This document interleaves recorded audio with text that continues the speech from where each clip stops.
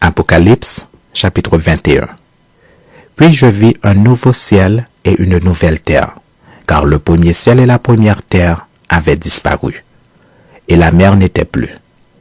Et je vis descendre du ciel d'auprès de Dieu la ville sainte, la nouvelle Jérusalem, préparée comme une épouse qui s'est préparée pour son époux. Et j'entendis du trône une forte voix qui disait, « Voici le tabernacle de Dieu avec les hommes.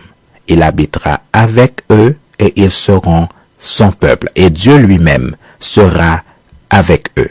Il essuiera toute larme de leurs yeux et la mort ne sera plus. Et il n'y aura plus ni deuil, ni cri, ni douleur, car les premières choses ont disparu. » Et celui qui était assis sur le trône dit, « Voici, je fais toutes choses nouvelles. » Et il dit, « Écris, car ces paroles sont certaines et véritables. » Et il me dit, « C'est fait. Je suis l'alpha et l'oméga, le commencement et la fin. À celui qui a soif, je donnerai de la source de l'eau de la vie gratuitement. Celui qui vaincra héritera ces choses. Je serai son Dieu et il sera mon fils.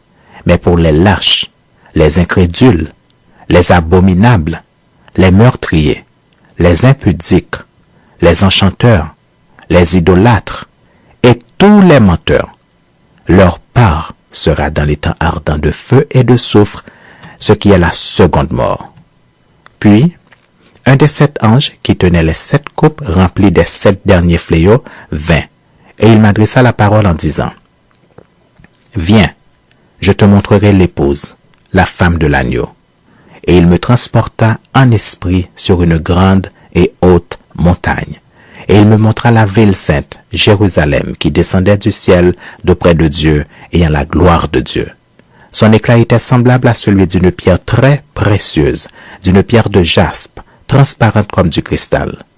Elle avait une grande et haute muraille. Elle avait 12 portes, et sur les portes 12 anges, et des noms écrits, ceux des 12 tribus des fils d'Israël.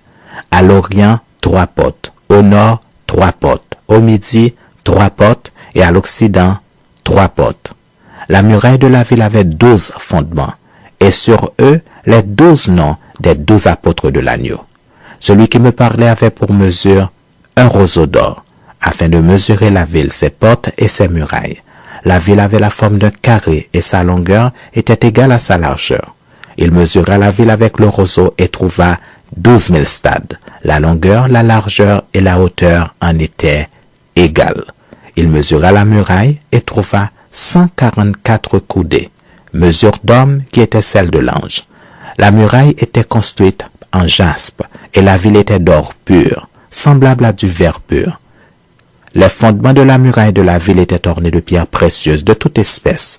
Le premier fondement était de jaspe, le second de saphir, le troisième de chalcédoine, le quatrième d'émeraude, le cinquième de sardonyx, le sixième de sardoine, le septième de chrysolite, le huitième de béryl, le neuvième de topaze, le 10e de chrysoprase, le 11e d'hyacinthe, le 12e d'améthyste.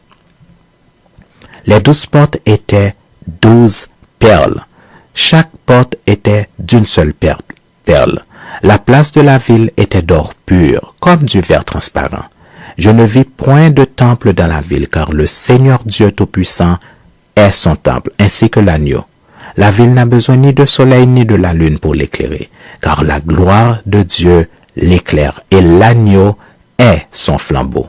Les nations marcheront à sa lumière, et les rois de la terre y apporteront leur gloire. Ces portes ne se fermeront point le jour, car là il n'y aura point de nuit. On y apportera la gloire et l'honneur des nations. Il n'entrera chez elles rien de souillé, ni personne qui se livre à l'abomination et au mensonge. Il n'entrera que ceux qui sont écrits dans le livre de vie de l'agneau.